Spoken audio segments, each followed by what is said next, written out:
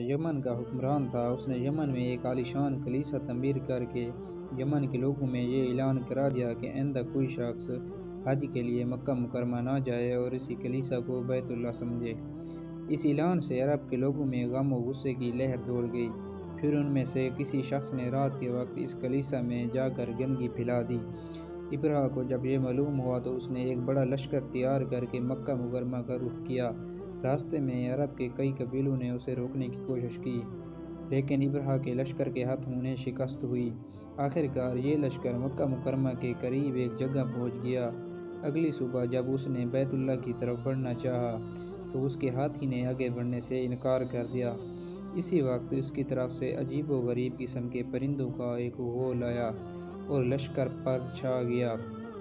ہر پرندے کی چونچ میں 3 کنکر تھے جو انہوں نے لشکر کے لوگوں پر برسانا شروع کر دیے۔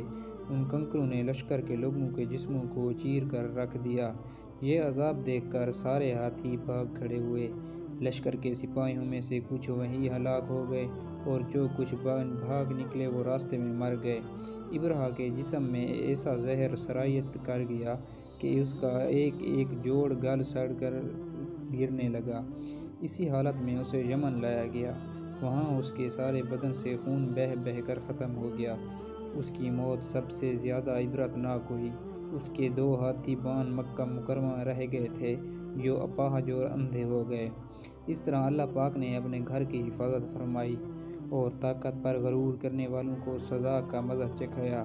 قرآن پاک کی سورۃ فیل میں اللہ پاک نے اس واقعے کو یوں بیان فرمایا، کیا تو نے نہ دیکھا کہ تیرے رب نے ہاتھی والوں کے ساتھ کیا کیا؟